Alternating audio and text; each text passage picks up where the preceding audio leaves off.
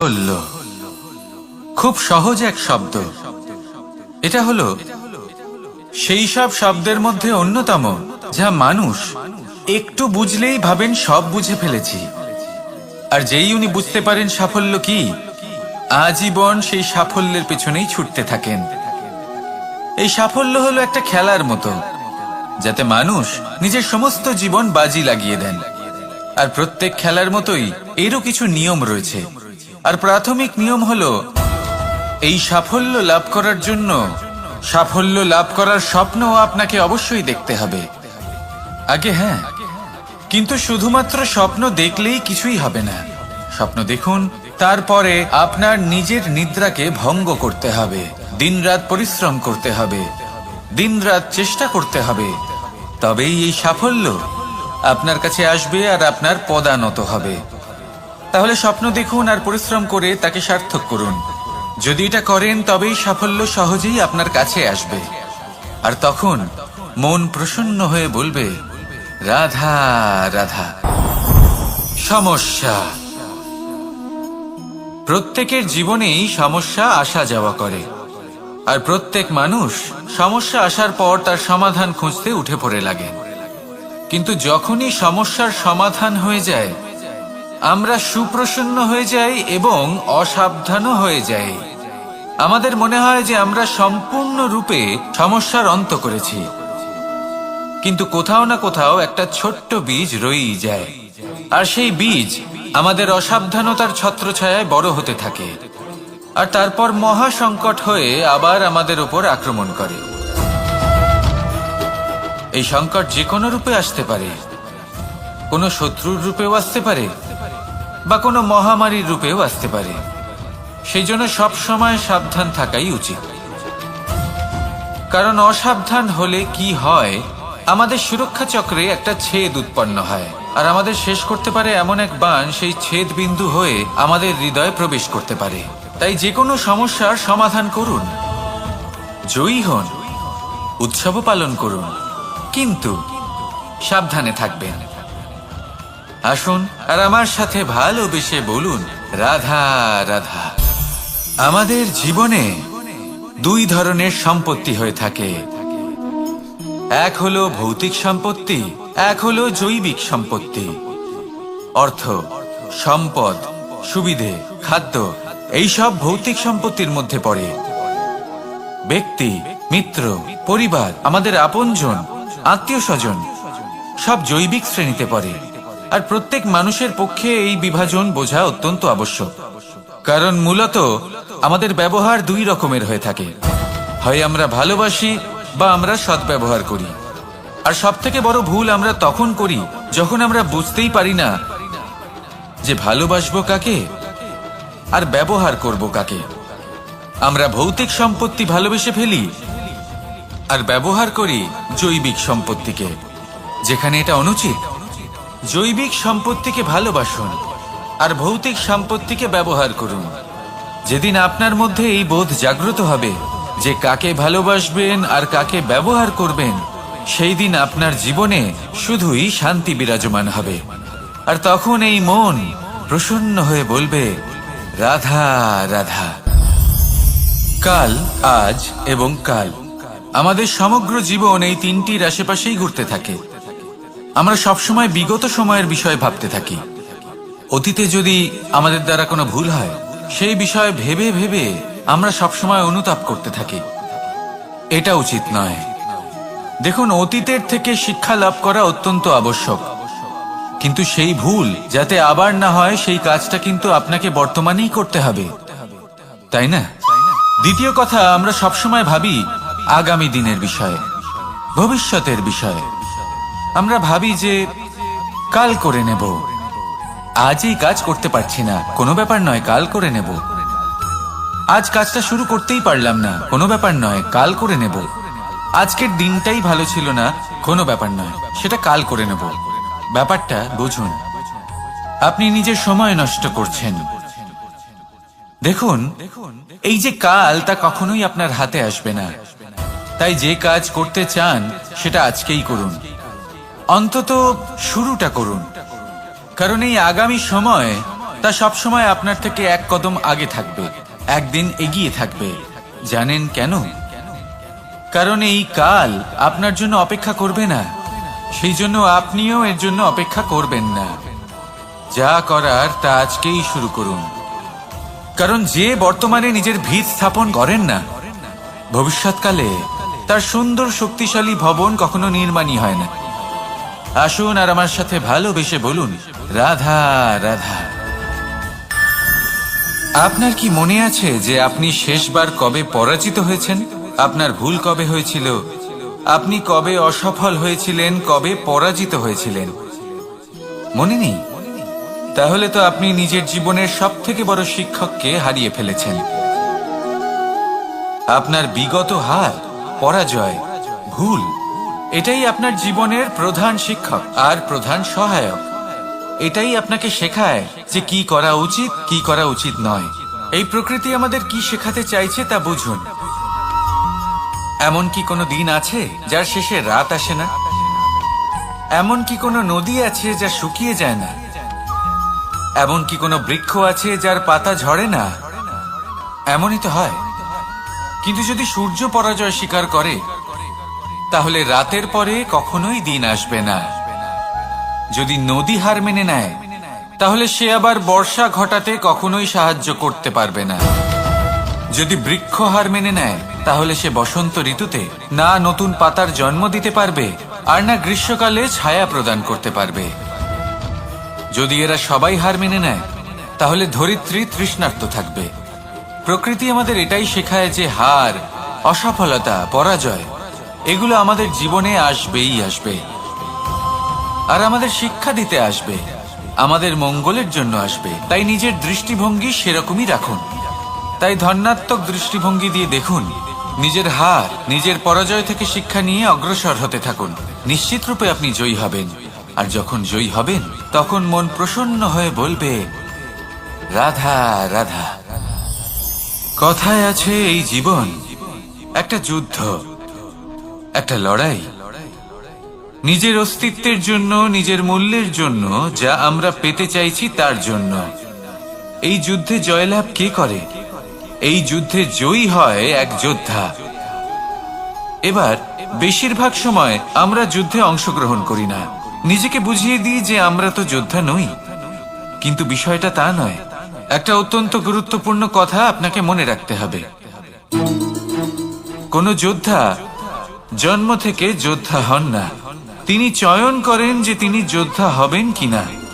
তিনি তখনই একজন যোদ্ধা হয়ে ওঠেন যখন তিনি পিছু হটবেন না বলে দৃঢ় প্রতিজ্ঞ হন। যদি ওনার সামনে অন্যায় হয়, তার বিরোধিতা করার জন্য দৃঢ় প্রতিজ্ঞ হন, তবেই তিনি যোদ্ধা হয়ে ওঠেন। কেউ জন্ম থেকেই যোদ্ধা হয়ে এই পৃথিবীতে আসেন না। আপনি কি হতে চান? সেই দর্শক হতে চান যারা যুদ্ধভূমিতে বসে থেকে অন্য কারোর জয় উচ্ছ্বাস প্রকাশ করেন, নাকি সেই যোদ্ধা হতে চান যিনি নিজের শৌর্য দিয়ে, বীরত্ব দিয়ে নিজের পরাক্রম প্রদর্শন করেন, আর যার প্রশংসা যুগ যুগ ধরে হয়ে চলে? আপনি কি হতে চান, সেই সিদ্ধান্ত আপনারই। আসুন আর আমার সাথে ভালোবেসে বলুন, রাধা রাধা। নাম, এই নাম আসলে কি বলা বড়ই মুশকিল। এই সংসারের প্রত্যেক বস্তু, প্রত্যেক ব্যক্তি, প্রত্যেক স্থান, প্রত্যেক জাতি, প্রত্যেক সম্প্রদায়ের নাম আছে। কিন্তু এই প্রত্যেক নাম কি যথেষ্ট? একেবারেই নয়। দেখুন, কিছু নাম হয় যা জন্মসূত্রে লাভ করা। যেমন আমার নাম রাখা হয়েছিল কৃষ্ণ, কিন্তু পরে মা আমাকে আদর করে কানাই বলতেন। যখন আমি গোবর্ধন পর্বত ধারণ করি, তখন সকলে আমাকে গোবিন্দ বলে ডাকতেন। যখন আমি কংসের সংহার করেছিলাম, তখন সকলে আমাকে কংসহারি বলতেন। যখন আমি গীতাতে জ্ঞানের উপদেশ দিয়েছিলাম, তখন সবাই আমাকে যোগেশ্বর ডাকতেন। কিছু নাম হয় যা জন্মসূত্রে পাওয়া যায়, আর কিছু নাম হয় যা কর্মসূত্রে পাওয়া যায়। জন্মসূত্রে পাওয়া নাম মৃত্যুর সাথে সাথে শেষ হয়ে যায়, কিন্তু কর্মের দ্বারা প্রাপ্ত নাম মৃত্যুর পরেও অক্ষত থেকে যায়। তাই আপনি এই নামের মোহে কখনোই জড়াবেন না। শুধু কর্ম করতে থাকুন, তাহলেই এই মন আনন্দিত হয়ে উঠবে। আসুন আর আমার সাথে ভালোবেসে বলুন, রাধা রাধা। সংসারের সবথেকে গুরুত্বপূর্ণ বস্তু কি? সবথেকে গুরুত্বপূর্ণ ব্যক্তি কে? সবথেকে গুরুত্বপূর্ণ অস্ত্র কি? আপনার কাছে সবথেকে গুরুত্বপূর্ণ সময় কোনটা? এমন অনেক প্রশ্ন আমাদের মনে আসে এবং তার উত্তর খোঁজার জন্য আমরা কি না করি, কোথায় কোথায় না যাই, যেখানে এর উত্তর আমাদের কাছেই রয়েছে, আমাদের সামনেই রয়েছে। সংসারের সবথেকে গুরুত্বপূর্ণ ব্যক্তি হলেন তিনি, যিনি এই মুহূর্তে আপনার সাথে রয়েছেন, আপনার সামনে রয়েছেন। সবথেকে গুরুত্বপূর্ণ অস্ত্র হলো সেটাই যা আপনার কাছে রয়েছে। সবথেকে গুরুত্বপূর্ণ বস্তু সেটাই যেটা এই মুহূর্তে আপনার হাতে রয়েছে। সবথেকে গুরুত্বপূর্ণ পুঁজি সেটাই যেটা এই মুহূর্তে আপনার সাথে রয়েছে। আর সবথেকে শ্রেষ্ঠ এবং গুরুত্বপূর্ণ ফল সেটাই যেটা আপনি এই মুহূর্তে ভোগ করছেন। যা আছে তা এই মুহূর্তেই আছে। পর মুহূর্তে আপনি থাকবেন কিনা সেটা আপনিও জানেন না। তাহলে বাকি কোনো ব্যক্তি বা বস্তু বা অস্ত্র বা ধনের বিষয়ে আপনি কি বা বলবেন? জীবন যদি থাকে তাহলে তা এই মুহূর্তে আছে, বর্তমানে আছে। অন্য সবই ভাবনা এবং কল্পনা মাত্র। তাই এই জীবন উপভোগ করুন, শুধু আনন্দই আনন্দ পাবেন। আসুন আর আমার সাথে ভালোবেসে বলুন, রাধা রাধা। সারল্য। মানুষ সবসময় এমন কিছু খোঁজে যা সরল, এমন পথ খোঁজে যা সরল, সেই সকল বস্তুর পিছনে ছোটে যা সহজেই পাওয়া যায়। আপনি আমাকে বলুন, যদি সবই সহজে পাওয়া যেত তাহলে আনন্দ কিসে থাকতো? আপনি আমাকে বলুন, সরল কোনটা? দুঃখ ভোগ করার পর চোখের জল ফেলা, নাকি হাসি মুখে অন্য কাউকে সাহস জোগানো? সরল কোনটা? পড়ে যাওয়ার পরে কাউকে সাহায্যের জন্য অনুরোধ করা, নাকি স্বয়ং নিজের পায়ে উঠে দাঁড়িয়ে শক্তি অর্জন করা? সরল কোনটা? ঝড় বৃষ্টি আসার পরে নিজের ভেঙে যাওয়া বাড়ি দেখে চোখের জল ফেলা, নাকি মাটিতে জল দিয়ে আবার নিজের বাড়ি মেরামত করে পুনর্নির্মাণ করা? কোনটা সরল? আপনি দেখবেন সেটাই সরল যেটা শেষে আপনাকে যন্ত্রণা দেবে। সরল পথ নির্বাচন করবেন না, উচিত এবং শ্রেষ্ঠ লক্ষ্য নির্বাচন করুন। পথ যেমনই হোক না কেন তা আপনাকে মেনে নিতেই হবে। যদি পথ কঠিনও হয় তাও ভালো, কারণ যে ব্যক্তি কঠিন পথে চলা শুরু করেন শেষ পর্যন্ত সাফল্যের ফুল তার চরণেই এসে পড়ে। তাহলে সামনে এগোতে থাকুন আর আমার সাথে ভালোবেসে বলুন, রাধা রাধা। জীবনে কখনো না কখনো এই প্রশ্ন আপনার মনে এসেই থাকে যে আমরা আসলে কি, কোথা থেকে এসেছি, সূত্রপাত কোত্থেকে হয়েছে, লক্ষ্যটা কি আর কোথায় পৌঁছতে চাই, আমাদের অস্তিত্ব কি, আর কেন এই জীবন আমরা লাভ করেছি? আসে, বেশিরভাগ মানুষের মনেই এই প্রশ্ন আসে, আর আসাও উচিত। দেখুন, আপনার অধিকার এটা জানা যে আপনি কে। তাই এটা খুঁজতে থাকুন, ভাবতে থাকুন। কিন্তু তার থেকেও বেশি গুরুত্বপূর্ণ কিছু আছে, আপনার কর্তব্য। নিজেকে সঠিকভাবে গড়ে তোলার কর্তব্য, এটাই বেশি গুরুত্বপূর্ণ। এটাই করুন। নিজেকে নির্মাণ করুন, নিজের কর্মগুলিকে, নিজের গুণগুলিকে, নিজের মূল্য নির্মাণ করুন, যা আপনার অস্তিত্বকে আকার দিতে পারে, আপনার পরিচয়কে আকার দিতে পারে, যা আপনাকে আপনার লক্ষ্যে পৌঁছে দিতে পারে, যা আপনাকে আপনার সূত্রপাত দেখাতে পারে, আপনাকে নির্দেশ দিতে পারে। তারপর নিজেকে খোঁজার কোনো অর্থই থাকে না। নিজেকে নির্মাণ করা বেশি গুরুত্বপূর্ণ হয়ে যায়, আর এটাই হলো বেশি গুরুত্বপূর্ণ কাজ। তাই আপনিও এটাই করুন আর আমার সাথে ভালোবেসে বলুন, রাধা রাধা। সংসারের সবথেকে মূল্যবান ধন কি হতে পারে? সেটা কি সেই স্বর্ণ যা দিয়ে অলংকার তৈরি করে আমরা ধারণ করি, নাকি সেই সব হিরে মুক্ত রত্ন যা হয় আমরা নিজেদের মুকুটে ধারণ করি বা হাতে আংটি বানিয়ে ধারণ করি, নাকি সেই ধন যার দ্বারা আমরা সংসারে যা চাই তাই কিনতে পারি? এই সব হলো ধন সম্পত্তি, কিন্তু সব থেকে বেশি মূল্যবান কিন্তু এরা নয়। এগুলো যে কেউ আপনার থেকে অনায়াসে কাটতে পারে। কোনো চোর চুরি করে নিতে পারে, কোনো ডাকাত এসে লুট করে নিতে পারে। সংসারের সব থেকে মূল্যবান ধন হলো সেটাই যাকে আমরা জ্ঞান বলে থাকি, যা আপনার থেকে কেউ কেড়ে নিতে পারবে না। কোনো ডাকাত লুট করে নিতে পারবে না, কোনো চোর চুরি করতে পারবে না। কোনো রাজা কর রূপে এমন প্রসন্ন চিত্ত হয়ে বলবে, রাধা রাধা। এমন অনেক মানুষ আছেন এই সংসারে যারা নিজের জীবন নিয়ে অপ্রসন্ন থাকেন।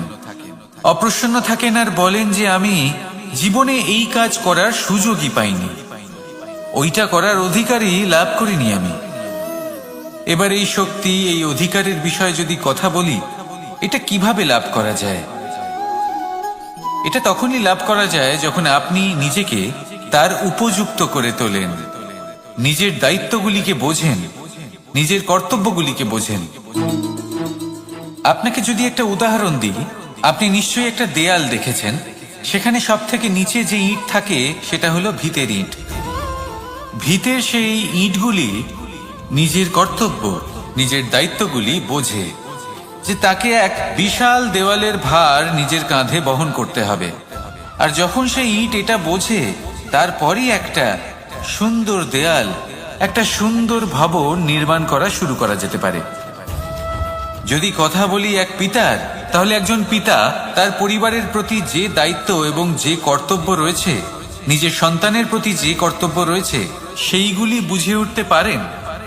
সেই দিন থেকেই সেই সন্তানের স্বর্ণময় ভবিষ্যতের অস্তিত্ব স্থাপন হয়ে যায়। যদি আপনি সেই শক্তি চান, অধিকার চান, তাহলে নিজেকে তার যোগ্য করে তুলুন, নিজের দায়িত্বগুলিকে বুঝুন, নিজের কর্তব্যগুলি পালন করুন। এই শক্তি আর অধিকার নিজে থেকেই আপনার কাছে চলে আসবে। আসুন আর আমার সাথে ভালোবেসে বলুন, রাধা রাধা। এই সংসারকে বদলানোর জন্য কিসের প্রয়োজন হয়? আপনার ভাবনা চিন্তার, আপনার মতামতের? না, এই সংসারকে বদলানোর জন্য প্রয়োজন পড়ে সেই উদাহরণের যা আপনি নিজের জীবনে প্রস্তুত করেন। আপনি যখন নিজেকে বদলানোর চেষ্টা করেন, তখন আপনি কি করেন? আপনি অন্য কারোর জীবন থেকে উদাহরণ নেন নিজেকে বদলানোর জন্য। তারপর আপনি এক এমন উদাহরণ প্রস্তুত করেন যাতে এই সংসার পাল্টে যেতে পারে। আপনার কর্ম অনুসারে এই সবকিছু হবে। যদি আপনি এই সংসারকে ভালোবাসা শেখাতে চান, তাহলে আপনাকে শুধুই ভালোবাসতে হবে। যদি সংসারকে ন্যায় শেখাতে চান, তাহলে আপনাকে সবার সাথে ন্যায় করতে হবে। এই সংসার এবং মানুষজন বড়ই বিচিত্র। এরা আপনার কথা শুনবে, আপনার কথা ভাববেও, আপনার মতামত নেবে, কিন্তু বদলাবে শুধুমাত্র উদাহরণ দ্বারা। সেই জন্য ভালো উদাহরণ প্রস্তুত করুন। এবার যদি আপনি স্বর্গলাভ করতে চান, তাহলে আপনাকে মৃত্যুবরণ করতেই হবে। এবার যদি আপনি আম গাছ হতে চান, তাহলে আপনাকে ধরিত্রীর গভীর পর্যন্ত যেতেই হবে। এবার যদি আপনি সংসারকে ছায়া দিতে চান, তাহলে আপনাকে সূর্যের তাপ সহ্য করতেই হবে। আসুন আমার সাথে ভালোবেসে বলুন, রাধা রাধা। শক্তি, সামর্থ্য, প্রাবল্য, এসব কোথা থেকে আসে? কোথা থেকে এগুলো প্রাপ্ত করা যায়? সেই লক্ষ্য দ্বারা যা আমরা প্রাপ্ত করতে পারি, নাকি সেই সংঘর্ষ দ্বারা যা আমরা জয় করতে পারি? না, এখান থেকে শক্তি লাভ করা সম্ভব নয়। যখন আপনার সামনে এমন কোনো লক্ষ্য থাকবে যাকে ভেদ করা অসম্ভব মনে হবে, তাও আপনি চেষ্টা করতে থাকবেন। আপনার সামনে এমন এক সংঘর্ষ থাকবে যা জয় করা সম্ভবই নয়, তাও আপনি চেষ্টা করতে থাকবেন। তখন আপনার শক্তি বৃদ্ধি পায়। অসম্ভবকে সম্ভব করে দেখালে শক্তির বৃদ্ধি হয়। দেখুন, যা সম্ভব তা তো যে কেউ করতে পারে। যা অসম্ভব কিন্তু আপনি চাইছেন তা পূর্ণ করুন, সেই লক্ষ্য প্রাপ্ত করুন, সেই সংঘর্ষের ওপর জয়লাভ করুন। প্রয়াস তো করে দেখুন। এই চেষ্টার দ্বারা এই শক্তির বৃদ্ধি হয়, আর যখন সেই শক্তি উচ্চ স্তরে পৌঁছে যাবে তখন আপনি অসম্ভবকে সম্ভব করে দেখাবেন।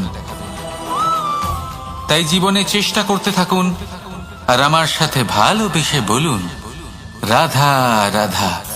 এই সংসারে সুখ আর সন্তোষ লাভ করার পথ কি? ত্যাগ করা নাকি মেনে নেওয়া? এটা হলো একটা ধাঁধার সমান, আর যে বুঝতে পারে তার কাছে এক মিত্রের সমান। দেখুন, আপনি যা বদলাতে পারেন তা আপনি বদলে ফেলুন, যা আপনি বদলাতে পারবেন না তা আপনি স্বীকার করে নিন, আর যা মেনে নিতে পারবেন না তাকে নিজের থেকে আলাদা করে দিন। ধরুন, আপনার কোনো অভ্যেস আছে যা আপনি বদলাতে চান, বদলে ফেলুন। যদি কোনো সমস্যা থাকে যা বদলানো আপনার হাতে নেই, তা স্বীকার করে নিয়ে তার সাথে পথ চলা শুরু করে দিন। যদি কোনো আবেগ থাকে, পরিস্থিতি থাকে বা কোনো বস্তু থাকে যা আপনি মানতেই পারছেন না, কোনোদিনও মানতে পারবেন না, তাকে নিজের থেকে আলাদা করে দিন। একেও সন্ন্যাস বলা হয়। জীবনে সুখ দুঃখ, ক্ষয় হোক বা লাভ, এই সবেতেই সমান রূপে যাপন করা, তাই হলো সন্ন্যাস। এতেই জীবনের আনন্দ রয়েছে। তাহলে এই আনন্দ উপভোগ করুন আর আমার সাথে ভালোবেসে বলুন, রাধা রাধা। আজ আমি আপনাকে একটা কাহিনী শোনাবো। একটা খাড়াই উঁচু পাহাড় ছিল, যা বেয়ে ওঠা প্রায় অসম্ভব কাজ ছিল। এবার একদিন কয়েকটা ব্যাঙ এলো আর তা বেয়ে উঠতে শুরু করলো। আস্তে আস্তে প্রত্যেকটা ব্যাঙ মিলে লাফিয়ে লাফিয়ে ওপরে ওঠার চেষ্টা করছিল। নিচে কিছু পশু দাঁড়িয়েছিল যারা বলছিল, এটা তো অসম্ভব ব্যাপার, এই ব্যাঙগুলো উঠতেই পারবে না, সকলে পড়ে যাবে। আর তারপর ধীরে ধীরে সমস্ত ব্যাঙ নিচে পড়তে থাকলো। শেষ পর্যন্ত একটাই ব্যাঙ ছিল যে শিখরে পৌঁছতে পারল। জানেন সে কেন পারল? কারণ সেই ব্যাঙ বধির ছিল। সে কারোর কথা শোনেনি। ও স্থির করেছিল শিখরে পৌঁছতে হবে, আর পৌঁছে গেল। এবার এটা কিন্তু আমাদের জন্য অত্যন্ত গুরুত্বপূর্ণ শিক্ষা। আপনি যদি জীবনে নিজের লক্ষ্য স্থির করে থাকেন, তাহলে এদিক ওদিক কারোর কথা শুনবেন না, শুধুই নিজের লক্ষ্যের দিকে অগ্রসর হন। কারণ সাফল্য আপনার প্রচেষ্টার দ্বারাই আপনি পেতে পারেন, অন্যের কথা দ্বারা নয়। তাহলে চেষ্টা করতে থাকুন আর নিজের লক্ষ্য প্রাপ্ত করুন, আর আমার সাথে ভালোবেসে বলুন, রাধা রাধা। এই সূচটা দেখুন, কতটা গুরুত্বপূর্ণ এই সূচ। ওর কতটা ভূমিকা রয়েছে, ও কত রকম ভাবে সাহায্য করতে পারে আমাদের। এর সাহায্যে যদি আপনি চান, তাহলে এক সাধারণ কাপড়কে আপনি পোশাকে পরিবর্তিত করতে পারেন। আপনি যদি চান, তাহলে অনেক ফুল একসাথে নিয়ে একটা মালা বানিয়ে ফেলতে পারেন, বা অলংকার বানিয়ে ফেলতে পারেন। এর সাহায্যে আপনি বাড়িও সাজাতে পারেন। এ হলো অত্যন্ত গুরুত্বপূর্ণ জিনিস। কিন্তু আপনি ভাবুন, যদি এই সূচে এই ছিদ্রই না থাকে, যদি এর সাথে এই সুতোই না জোড়া যায়, তখনও কি এটা এতটাই গুরুত্বপূর্ণ থাকবে? কখনোই না। তখন এটাকে কাউকে কষ্ট দেওয়ার কাজে লাগানো যেতে পারে।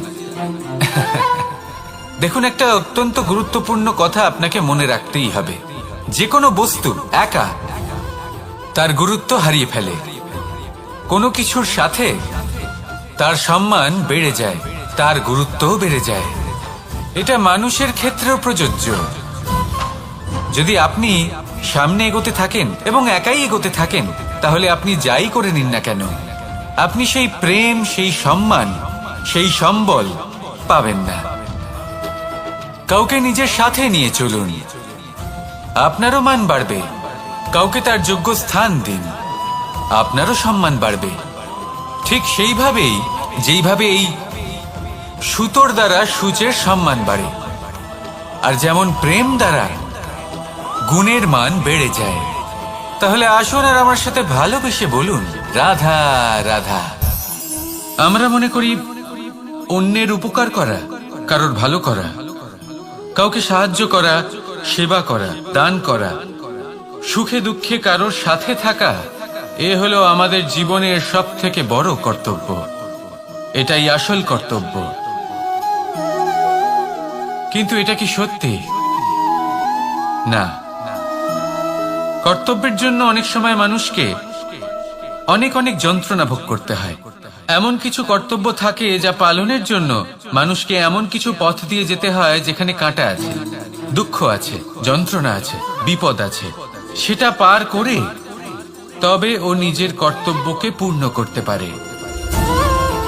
অন্যের উপকার, ভালো কাজ করা, কাউকে সাহায্য করা, দান করা, সেবা করা, সুখে দুঃখে সঙ্গ দেওয়া, এটা কর্তব্য নয়, এটা হলো আনন্দ।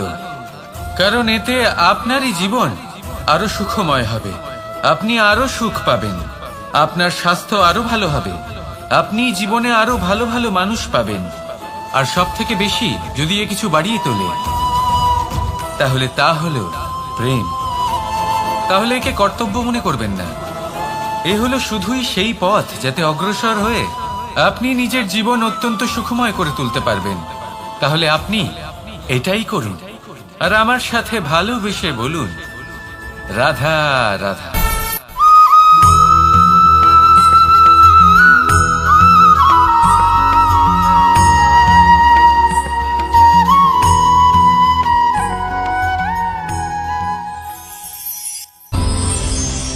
কখনো কোনো প্রজাপতিকে উড়তে দেখেছেন? কি সুন্দর উড়ে বেড়ায় সে, এক ফুল থেকে অন্য ফুলে, এক পাতা থেকে অন্য পাতার উপর। কিন্তু সে কিভাবে উড়তে শেখে কখনো ভেবেছেন? জন্ম থেকেই কিন্তু প্রজাপতির ডানা থাকে না, ও কিন্তু ছোট্ট একটা ডিমের আকারে জন্ম লাভ করে। তারপর সেই ডিমটি ভেঙে একটি কীট বাইরে আসে। আস্তে আস্তে সে বড় হয়, ওর শক্তি বৃদ্ধি পায়। তারপর সে সেই কীট দশা ত্যাগ করে নিজের ডানাগুলি মেলে। এই প্রক্রিয়া তার কাছে সরল নয়, অত্যন্ত যন্ত্রণাদায়ক প্রক্রিয়া, কিন্তু সে সেই যন্ত্রণা মেনে নেয়। আর তারপর আস্তে আস্তে সে উড়তে শেখে। শুধুমাত্র আকাশে উড়ে বেড়ায় তা নয়, আমাদের মনের মাঝে উড়ে বেড়ায়।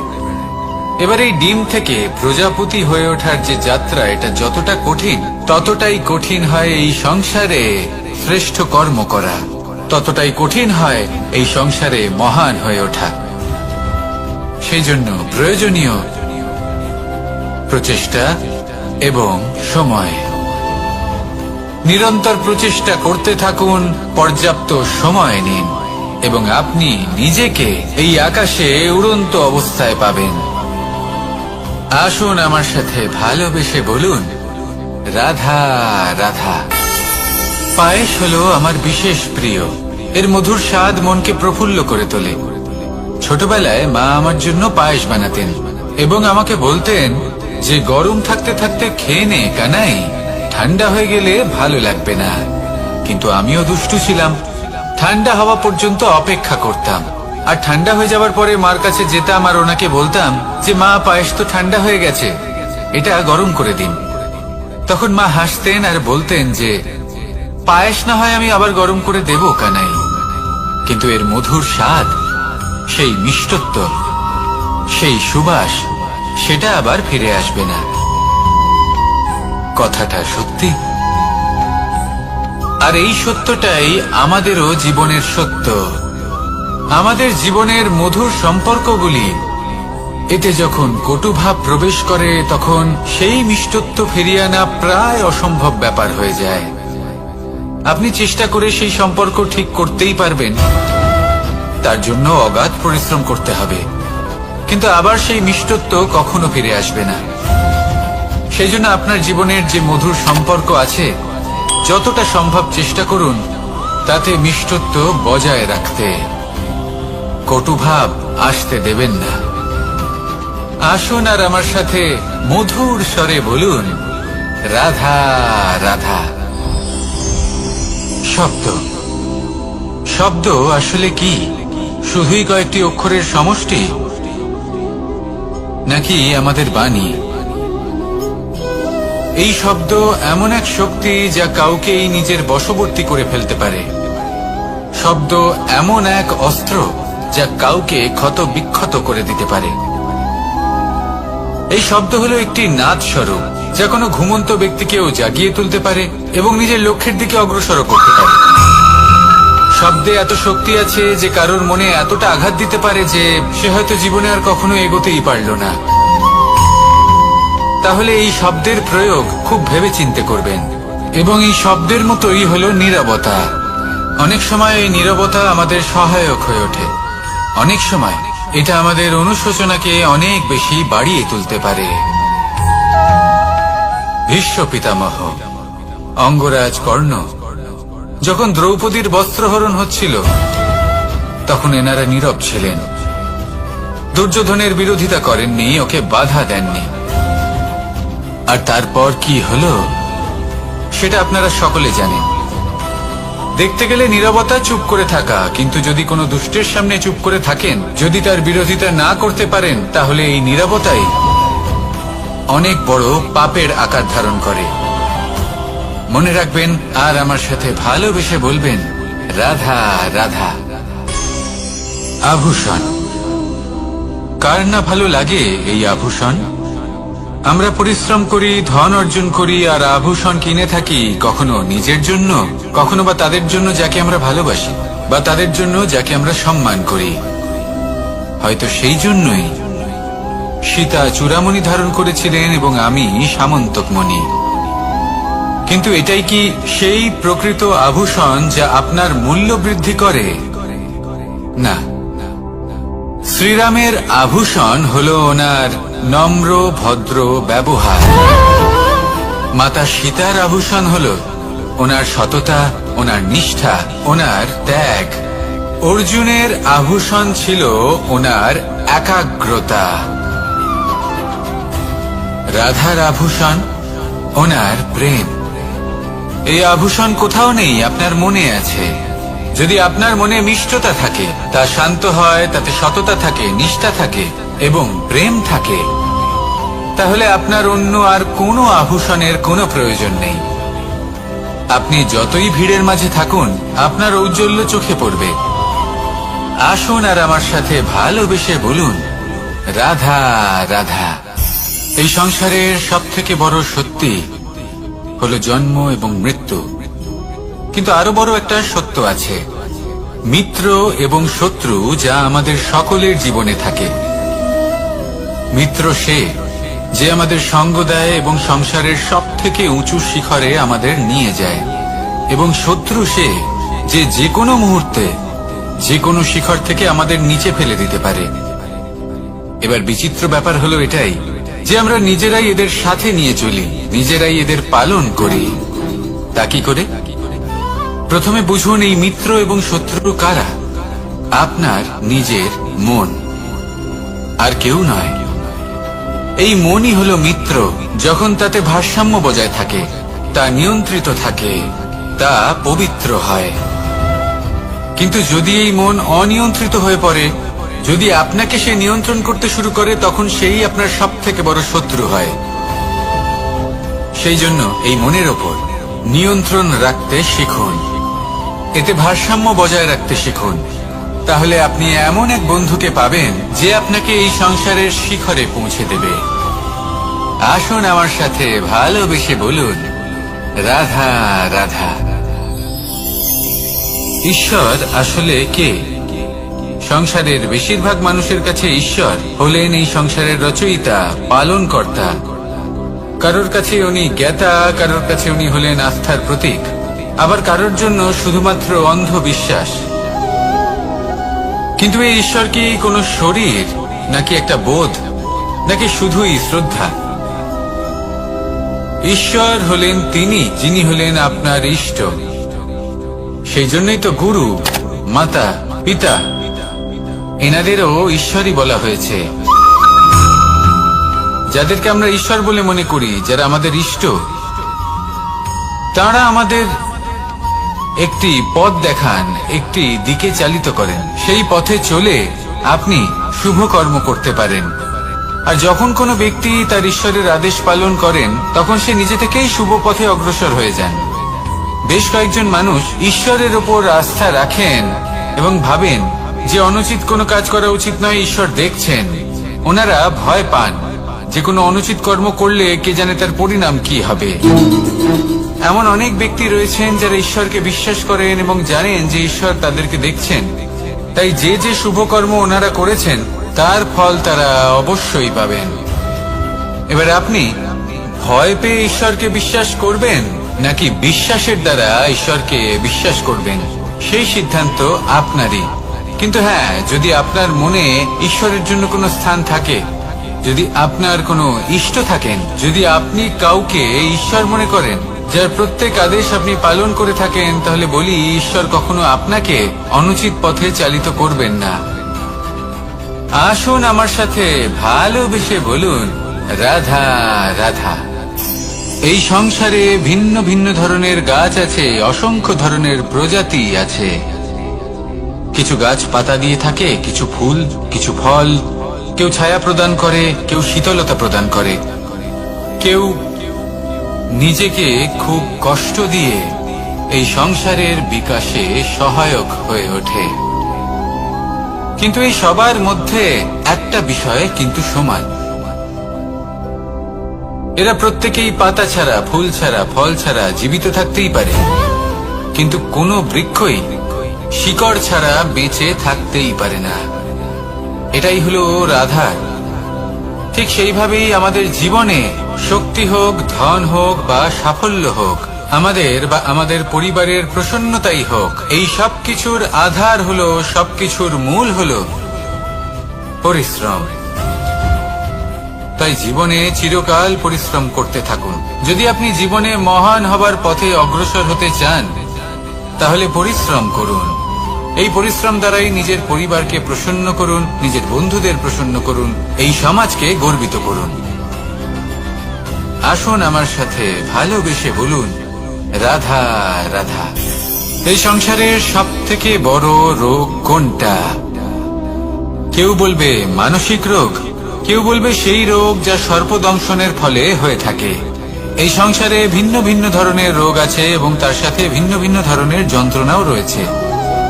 এমন একটা রোগ আছে যা চোখে দেখা যায় না, যা আপনার শরীরে কোনো দাগ রেখে যায় না, কিন্তু আপনার আত্মাকে পর্যন্ত ক্ষত বিক্ষত করে, অসুস্থ করে তোলে, বিনাশ করে দেয় আপনাকে এবং তার সাথে আপনার আত্মাকে। এই অসুখের নাম হলো লালসা। লালসা, যে কর্ম সাধন করেছেন তার থেকে বেশি ফল লাভ করার আশা। লালসা, যা আজ আছে তার থেকে অনেক বেশি লাভ করার ইচ্ছে। এই ইচ্ছে এই সংসারে সবার থেকে এগিয়ে থাকার আপনাকে প্রেরণা যোগাবে, কিন্তু তার জন্য আপনাকে অপরাধযোগ্য কাজ করতে উৎসাহিত করবে। আপনার বন্ধু, আপনার আত্মীয়, আপনার পরিবার, এই সবার থেকে আপনি কখন দূরে চলে যাবেন আপনি বুঝতেই পারবেন না। উচিত অনুচিত কোনটা, ধর্ম অধর্ম কোনটা, সব ভুলে যাবেন আপনি। সেজন্য মনে রাখবেন, নিজের জীবনে যদি আপনি লালসার থেকে নিজেকে দূরে রাখতে পারেন, তাহলে এর অর্থ হলো যে আপনি এই সংসারের সব থেকে বড় অসুখের ওপর বিজয় লাভ করেছেন।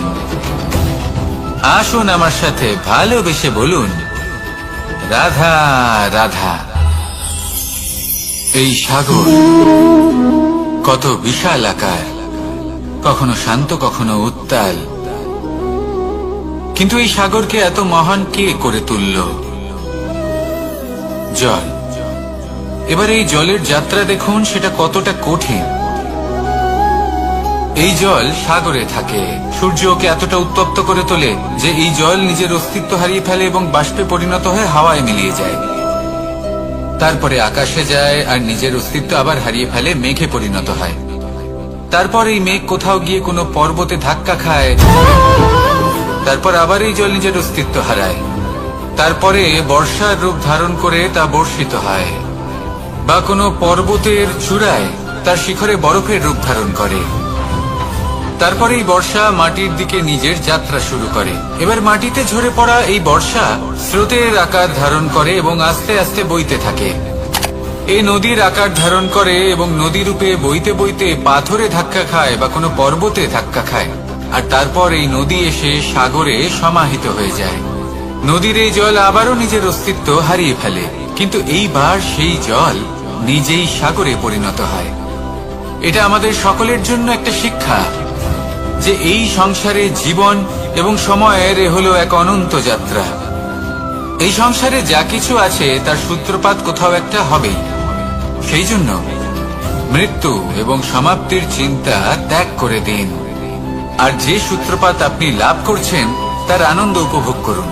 ভেবে দেখুন আপনি কিভাবে শ্রেষ্ঠ কর্ম করতে পারেন যাতে এই সংসার এবং এই সমাজ এই দুইয়ের মঙ্গল সম্ভব। আসুন আমার সাথে ভালোবেসে বলুন, রাধা রাধা। মাকড়সার জাল দেখতে পাচ্ছেন?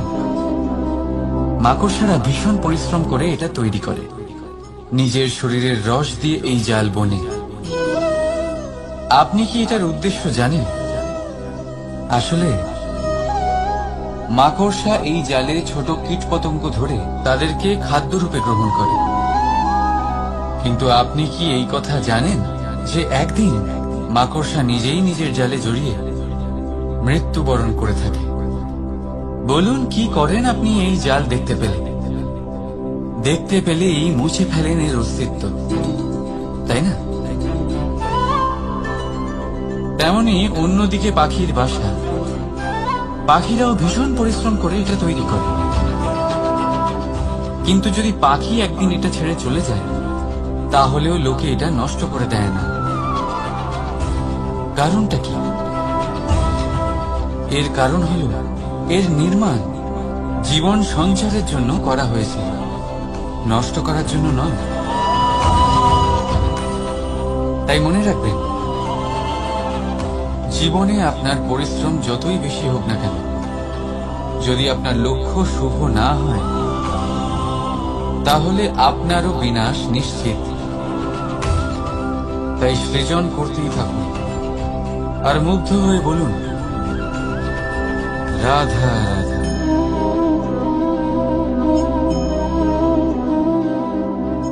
আপনার কি মনে হয় আমি কি করছি?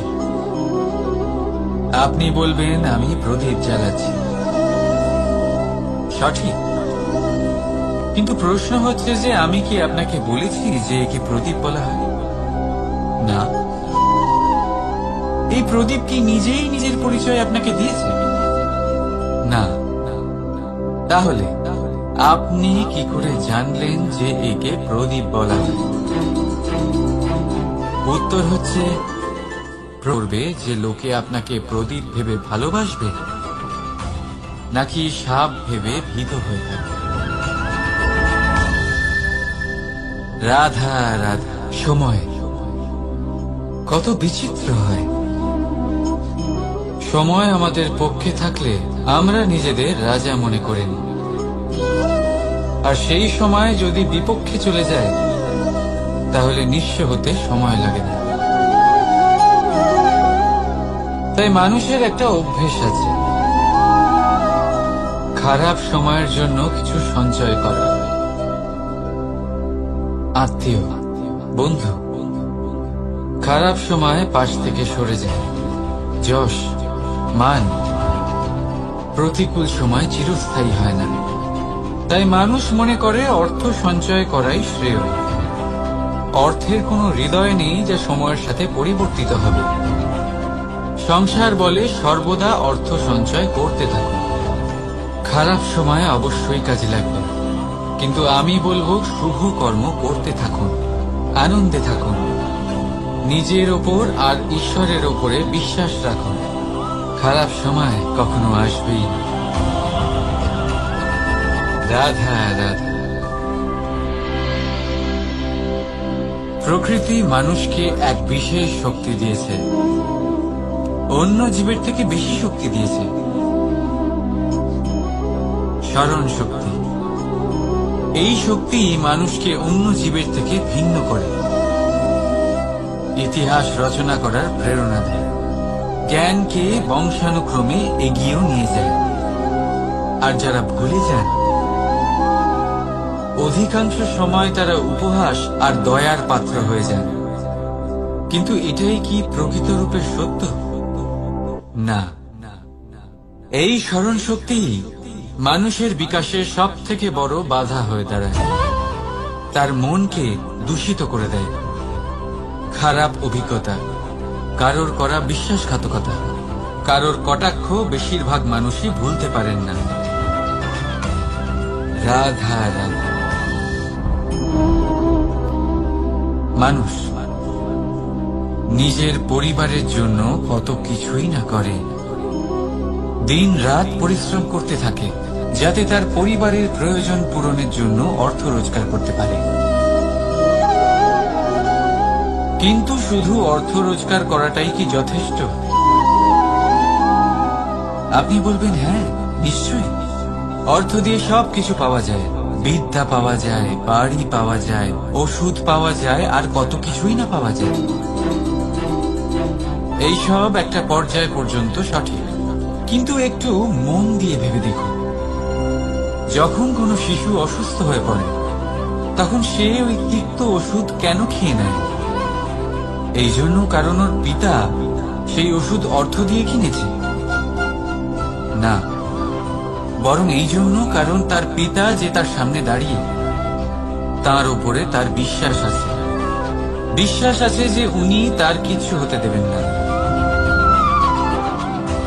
এই বিশ্বাস, এই সংস্কার, এই শিক্ষা কখনো অর্থ দিয়ে পাওয়া যায় না। এটা পাওয়া যায় সেই সময় থেকে যা মাতা পিতা তাদের সন্তানের সাথে কাটিয়েছে। তাই জীবনে অর্থ অবশ্যই উপার্জন করুন, কিন্তু নিজের পরিবারকেও সময় দিন, আনন্দ পাবে। রাধা রাধা। বিরোধিতা এমন এক শব্দ যা শুনে আমরা সবাই ভয় পেতে থাকি। যদি কেউ আমাদের বিরোধিতা করে তা আমাদের সহ্য হয় না। আমরাও কারোর বিরোধিতা করে কোনো শত্রুতা করতে চাই না। এই ধরনের ভাবনা আমাদের মনে আসতেই থাকে। কিন্তু বিরোধিতা, এই শব্দ আপনার শান্তির জন্য, আপনার সুখের জন্য কতটা গুরুত্বপূর্ণ তা আপনারা জানেন না। তাই যদি কাল এসে কেউ আপনার বিরোধিতা করে, তখন সবার আগে নিজেকে যাচাই করুন। আপনি কি ভুল করেছেন? আপনার দোষ কি? নিজের মধ্যে কি ত্রুটি আছে সেটা বোঝার চেষ্টা করুন, নিজেকে সংশোধন করার চেষ্টা করুন, তারপর দেখুন বিরোধিতার এই আগুন আপনাকে স্বর্ণ থেকে কুন্দন বানিয়ে তুলবে। বলা হয় এই সংসারে খারাপ বেড়েই চলেছে, কিন্তু তার কারণ এ নয় যে খারাপ মানুষ বেড়ে চলেছে। তার কারণ হলো যে ভালো মানুষ, যাদের ভালো চিন্তা, ভালো বিচারধারা আছে, তারা খারাপের বিরোধিতা করতে পারে না। যদি আপনার সম্মুখে কোনো খারাপ কর্ম হয়, তাহলে তার বিরোধিতা করতে সংকোচ করবেন না, কারণ বিরোধিতার এই আগুন মন্দকে পিছুপা হতে অবশ্যই বাধ্য করে। রাধা রাধা। জীবনে আপনি এরকম মানুষও দেখবেন যারা এটা বলে, ভাবে, নিজেকেও বলে যে উনি সেই এমন ব্যক্তি যার মতো আমি হতে চাই। ঠিক আছে, কারোর থেকে প্রেরণা নেওয়াটা কোনো ভুল নয়, কিন্তু কখনো কখনো এই প্রেরণা গুরুত্বহীন হয়ে যায়, আর আমরা শুরু করে দিই সেই ব্যক্তিকে নকল করতে। এখানেই থেমে যায় আমাদের উন্নতি। এবারে দেখুন, সংসারে শত কোটি রঙের ফুল আছে, কিন্তু তারা কখনো একে অপরকে নকল করে না। সময়কে ব্যবহার করুন নিজের অস্তিত্ব নির্মাণ করার জন্য,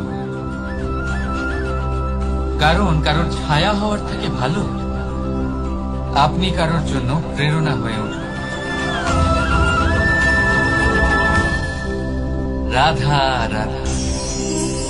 আমরা সকলে পাথুরে রাস্তা এড়িয়ে চলি, কারণ এই পথের পাথর আমাদের যাত্রা আরো কঠিন করে তোলে, আমাদের পা আহত করে দেয়। কিন্তু একটা গুরুত্বপূর্ণ কথা আমরা ভুলেই যাই, এই কঠিন পথে না শুধু আমাদেরকে নিজেদের দুর্বলতার সাথে পরিচয় করায়, বরং আমাদের শক্ত হওয়ার প্রেরণাও দিতে থাকে। সময়ের সাথে ঠিক এমনটাই হতে থাকে। সবাই ভালো সময়ের অপেক্ষা করতে থাকে, ভালো সময়ের জন্য পরিশ্রম করেন, তার জন্যই চিন্তা করেন, কিন্তু ভুলে যান যে ভালো সময় বহুবার আমাদের বিবেক নষ্ট করে দেয়। সেখানেই খারাপ সময় আমাদের বুদ্ধিকে সঠিক পথে চালিত করে। রাধা রাধা। ঘোড়াকে যতই প্রশিক্ষণ প্রদান করুন, তার মুখে লাগাম তো পরাতেই হবে। একজন ভালো চালক সেই ঘোড়ার লাগাম মাঝে মাঝে টেনে ধরে, তাকে সঠিক পথে চালিত করতে, যাতে সেই ঘোড়া দিকভ্রান্ত না হয়। এবার একটু ভাবুন, ঠিক এরকমই হয় আমাদের মন। যদি এটা বিবেকের লাগাম দিয়ে মাঝে মাঝে আমরা টেনে না ধরি, তাহলে আমাদের এই মন দিকভ্রান্ত হতে পারে। আর যদি আপনি আপনার লক্ষ্যে পৌঁছতে চান, তখন মনের এই লাগাম মাঝে মাঝে আপনাকে অবশ্যই টেনে ধরতে হবে, কারণ বিবেকের এই পথ প্রদর্শনই আপনাকে ভালোভাবে আপনার লক্ষ্যে পৌঁছে দেবে।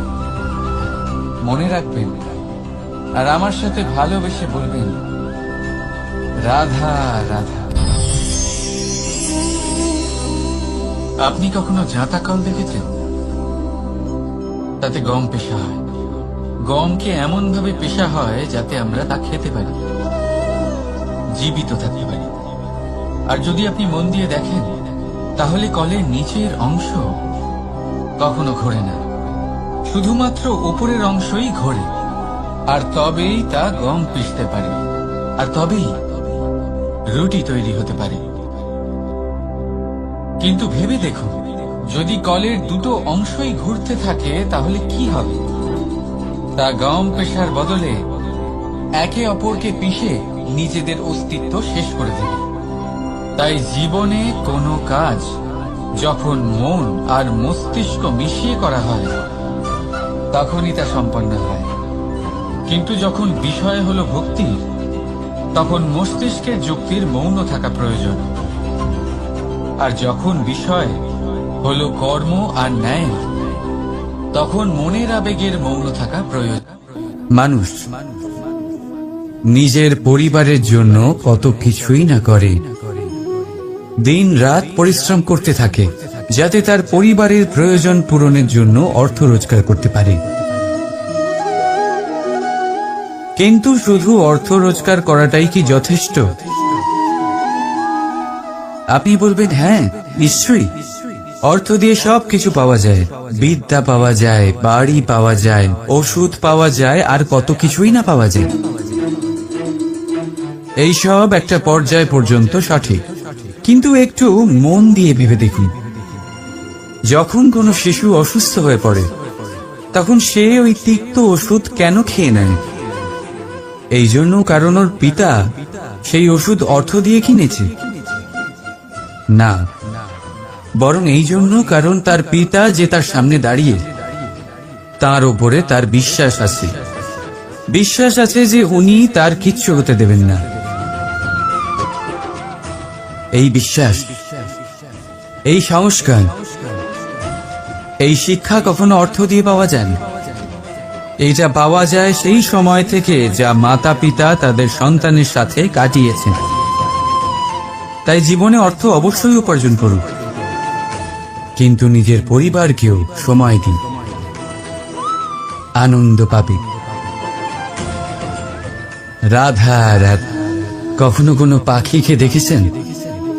যখন তারা ডিম পাড়তে প্রস্তুত হয়, তখন তারা সবচেয়ে আগে একটা স্থান খোঁজে, একটা স্থান যা বর্ষা, রৌদ্র আর শত্রু থেকে সুরক্ষিত হয়। তারপর তারা বাসা তৈরি করে, তারপরেই ডিম পাড়ে। আর তারপর যখন সেই ডিম ফুটে তার সন্তানদের জন্ম হয়, সে তাদের খাবার খাওয়ায়, তাদের রক্ষণাবেক্ষণ করে, কিন্তু যখন তাদের ডানা গজায় তখন না সে তাদের খাবার দেয় আর না তাদের বাসা বানাতে শেখায়। শুধুমাত্র তাদের উড়তে শেখায় সে। তারপর সেই বাচ্চারা আকাশে উঠতে শিখে নিজেরাই নিজেদের খাবার জোগাড় করতে শিখে যায়, নিজেরাই নিজেদের বাসা বানাতে শিখে যায়। আর আমরা মানুষেরা কি করি? আমাদের সন্তান বড় হয়ে যাওয়া সত্ত্বেও তাদের নিয়ে সর্বদা দুশ্চিন্তা করি। তার জন্য আমরা গৃহ নির্মাণের চেষ্টা করি। নিজের সন্তানকে আরো শক্তিশালী করে গড়ে তোলার বদলে তাকে আমরা দুর্বল করে দিই। জীবনে সেটাই করুন যা একটা পাখি করে। নিজের সন্তানকে আকাশে ওড়ার শিক্ষা দিন, সংস্কার দিন, আর একটা নির্দিষ্ট সময়ের পরে তাকে নিজের আকাশ নির্ধারণ করতে মুক্ত করে দিন। রাধা রাধা। সাগরে সেতু বাঁধার গল্প তো আপনারা নিশ্চয়ই শুনে থাকবেন। রামচন্দ্রের সেনাকে 100 যোজন সমুদ্র অতিক্রম করে লঙ্কায় আক্রমণ করতে হতো। সেতুকার নল আর নীল সেতু বাঁধার উপায় বের করল, কিন্তু প্রশ্ন ছিল সেতু বাঁধা কি করে হবে? সমুদ্র অত্যন্ত গভীর। কত পাথর দেওয়া হলে এই বিশাল সমুদ্র অতিক্রম করা সম্ভব হবে? তখন এক উপায় নির্ধারিত হলো। পাথরের ওপর লেখা হলো রামের নাম। আর যখন সেই পাথরগুলোকে সাগরে ফেলা হলো, সেগুলো ভাসতে লাগলো। এবারে কেউ বলবেন এটা রামচন্দ্রের নামের মহিমা, কেউ বলবেন এটা নারায়ণের কোনো জাদু। কিন্তু না, এটা রামচন্দ্রের সেই গুণ, ওনার ব্যক্তিত্বের সেই মহান দিক যা ওনার প্রতিনিধিত্ব করেছে। তাই সেই পাথরও সাগরে ভেসে ওঠে।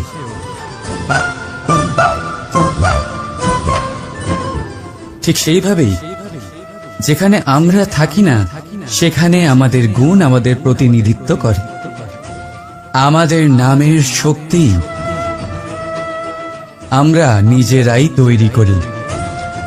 আমাদের কর্ম দিই, আমাদের গুণ দিই।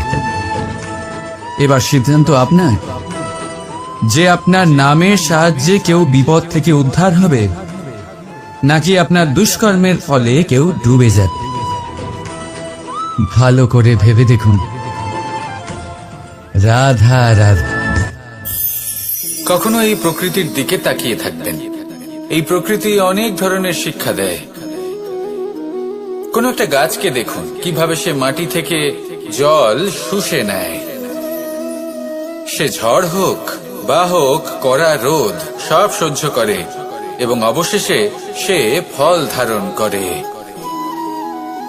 আর সেই ফল উৎপন্ন করার পরে সে ফল কিন্তু সে নিজে গ্রহণ করে না, এই সংসারকে প্রদান করে, যাতে পশু পাখি মানুষ তারা এই ফল গ্রহণ করে শক্তিশালী হয়ে উঠতে পারে, সুস্থ থাকতে পারে। সেভাবেই নদী, সরোবর এরা নিজেরাও কিন্তু নিজেদের জল গ্রহণ করে না, মাটিকে প্রদান করে, পশু পাখিকে প্রদান করে। সূর্য নিজেও নিজের জন্য প্রজ্বলিত হয় না, সে প্রকাশ ছড়িয়ে দিতে চায় আমাদের সবার কাছে, সে আলো পৌঁছে দিতে চায়। এই প্রত্যেকের কর্মে পরমার্থ নিহিত আছে, আর সেই জন্যই এদের সকলকে পুজো করা হয়। তাই মনে রাখবেন, আপনার কাছে জীবন যাপনের অতিরিক্ত যা কিছুই আছে তা পরমার্থের জন্য। তাহলে তার সদ্ব্যবহার করুন আর আমার সাথে ভালোবেসে বলুন রাধা রাধা। আমরা প্রত্যেকেই অবশ্যই এমন সময় দেখেছি যখন অনেকগুলো সমস্যা একসাথে আমাদের জীবনে এসে পড়ে। সমস্যা আমাদের প্রত্যেকের জীবনেই থাকে। আমরা তার সমাধান খুঁজতে চেষ্টা করি, কখনো সমাধান খুঁজে পাই, আবার কখনো যতই চেষ্টা করি না কেন কোনো সমাধান খুঁজেই পাই না। আর যখন এটা হয় তখন মানুষ অত্যন্ত বিচলিত হয়ে পড়েন। নিজের আত্মীয় স্বজন, নিজের বন্ধু বা সংসার এদের ওপরে এই দোষ চাপিয়ে দেন যে এদের জন্যই এই সমস্যা এসেছে। এবার যদি আমি আপনাকে কোনো পরামর্শ দিই তাহলে এটাই বলবো যে দৃষ্টিভঙ্গি পাল্টে দেখুন। এই দৃষ্টিভঙ্গি দিয়ে দেখুন যে এই সংসারে যে সমস্যায় আসুক না কেন তার জন্য কেউ দোষী নয়, না আপনি না অন্য কেউ। এই পুরো খেলাটাই আপনার মানসিকতা, আপনার দৃষ্টিভঙ্গি, আপনার মনে। কিভাবে বোঝাচ্ছি? যখন আমাদের মন শক্ত থাকে তখন কঠিন থেকে কঠিনতর পরিস্থিতিও আমাদের জীবনে খুব বেশি হলে প্রতিস্পর্ধা হয়ে থেকে যায়।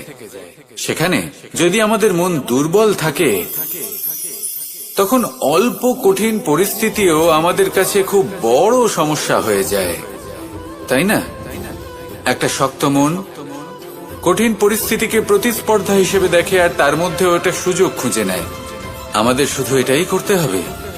এই সংসারে অন্য কাউকে দোষী মনে করলে আপনার সমস্যা দূর হয়ে যাবে না। সেই জন্য এই সংসারকে দোষ দেওয়ার বদলে এই সমস্যার মূলে চলে যান, সেটাকে বুঝুন, নিজের এই মনকে শক্ত করে তুলুন। যদি আপনার মন শক্তিশালী হয় তাহলে এই সংসারে অনেক বড় বড় কঠিন থেকে কঠিনতর পরিস্থিতিও যদি আসে, আপনার জীবনে যতই বড় বড় সমস্যা আসুক না কেন আপনার লক্ষ্য লাভে বাধা দিতে পারবে না। আসুন আমার সাথে ভালোবেসে বলুন, রাধা রাধা। আমরা সবাই পাথর দেখেছি, পর্বতও দেখেছি, শুকনো পাতাও দেখেছি, শ্যামল বনানীও দেখেছি। কখনো ভেবেছেন পাথরের অস্তিত্ব কিন্তু ততক্ষণ পর্যন্ত যতক্ষণ সে পর্বতের গায়ে আটকে থাকে। যখন সেই পর্বত থেকে সেই পাথর ভিন্ন হয়ে যায় ও নিজের অস্তিত্ব হারিয়ে ফেলে। আস্তে আস্তে কখনো পাথর কেটে বা কখনো পিষ্ট হয়ে সেই পাথর আস্তে আস্তে মাটিতে পরিণত হয় এবং পূর্ণরূপে নিজের অস্তিত্ব হারিয়ে ফেলে। এটাই পাতার সাথেও হয়। এই পাতা যতক্ষণ গাছের ডালের সাথে যুক্ত ততক্ষণ তার অস্তিত্ব থাকে। যখনই ডাল থেকে বিচ্ছিন্ন হয় সেও নিজের অস্তিত্ব হারিয়ে ফেলে। আর এটাই আমাদের সাথেও হয়। যতক্ষণ আমরা নিজেদের আপনজনের সাথে যুক্ত থাকি আমাদের অস্তিত্ব বজায় থাকে। যখন আপনজনদের সাথে সম্পর্ক ছিন্ন করি তখন আমরাও আমাদের অস্তিত্ব হারিয়ে ফেলি। এবার এই সংসারের প্রত্যেক ব্যক্তি স্বতন্ত্র থাকতে চান, আর অনেক ব্যক্তি স্বতন্ত্র থাকবেন বলে আপনজনদের দূরে করে দেন আর তাদের সাথে এই সম্পর্ক ছিন্ন করেন। এটা কি সত্যি প্রয়োজন? আপনজনদের সাথে সম্পর্ক ছিন্ন করে নিজের অস্তিত্ব হারিয়ে ফেলা প্রয়োজনীয়, নাকি আপনজনদের সাথে সম্পর্ক বজায় রেখে নিজেদের স্বতন্ত্র করে রাখা সেটা আবশ্যক? নির্বাচন আপনারই। আসুন আমার সাথে ভালোবেসে বলুন, রাধা রাধা। আপনি কি কখনো নৌকা যাত্রা করেছেন? করে না থাকলেও নিশ্চয়ই দেখেছেন যে এই জল যা নিজের অন্তরে সব কিছু সমাহিত করে নিতে পারে, এই নৌকা সেই জলের ওপরেই ভেসে থাকে।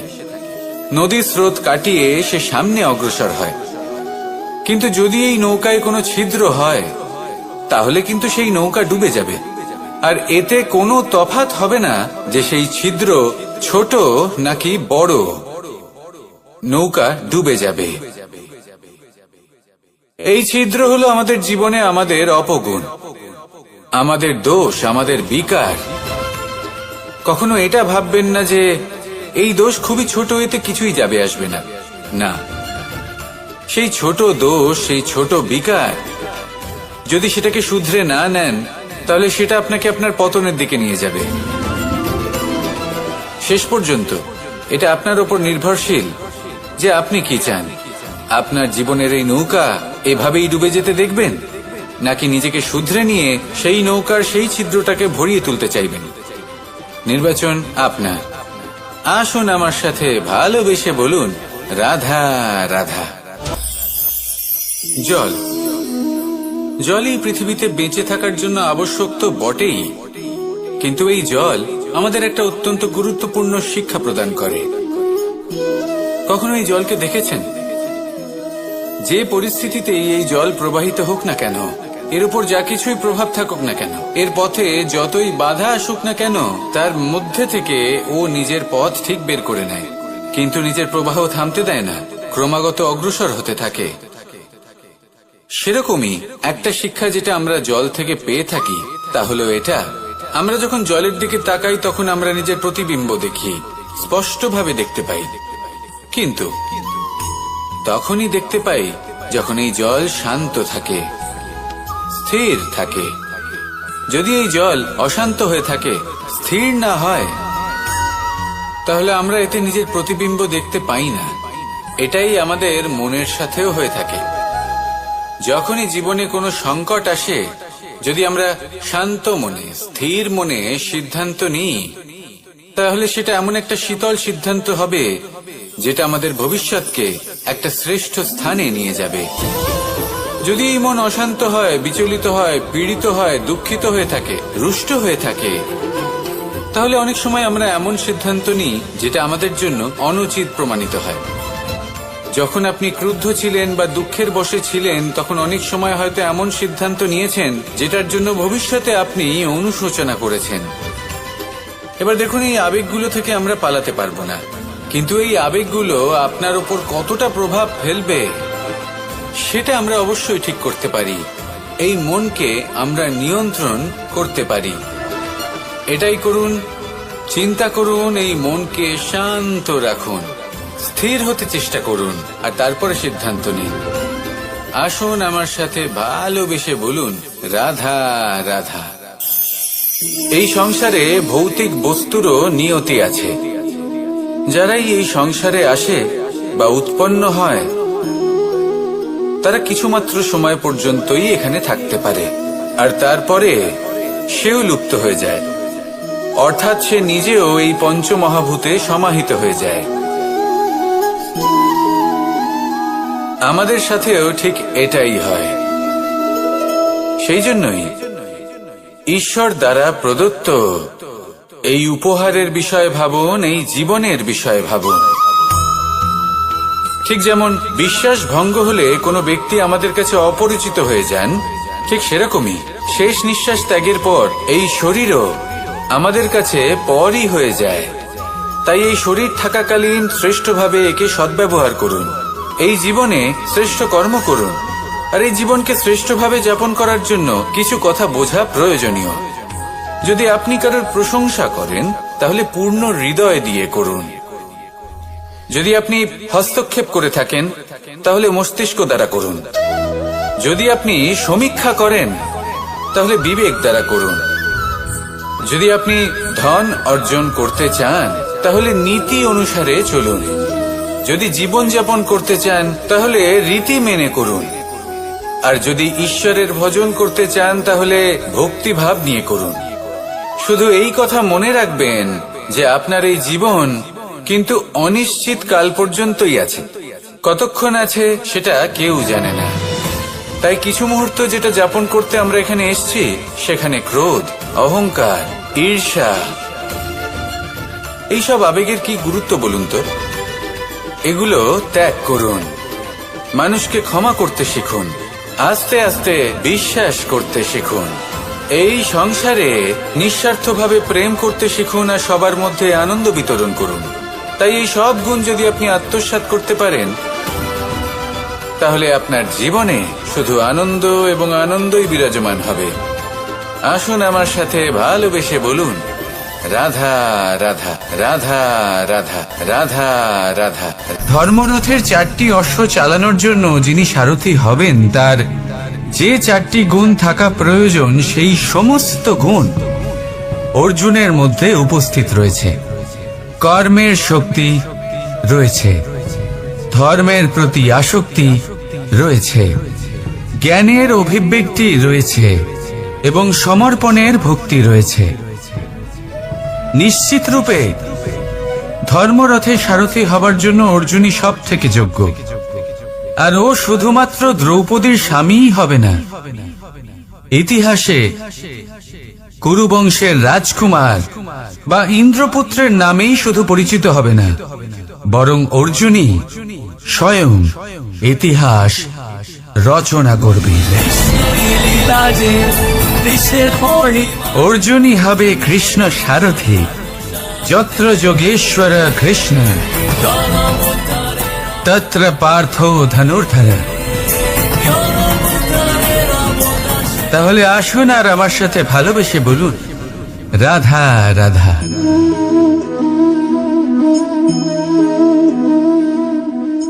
আপনার কি মনে হয় আমি কি করছি? আপনি বলবেন আমি প্রদীপ জ্বালাচ্ছি, সঠিক। কিন্তু প্রশ্ন হচ্ছে যে আমি কি আপনাকে বলেছি যে একে প্রদীপ বলা হয়? না। এই প্রদীপ কি নিজেই নিজের পরিচয় আপনাকে দিয়েছে? না। তাহলে আপনি কি করে জানলেন যে একে প্রদীপ বলা হয়? উত্তর হচ্ছে প্রকাশ, যে স্বয়ং জ্বলে অন্ধকারের মধ্যে সংসারকে পথ দেখায়, সেটাই প্রদীপ। যা নিরাশার মাঝে আশার আলো প্রদর্শন করে, সেটাই প্রদীপ। অপর দিকে আছে সাপ,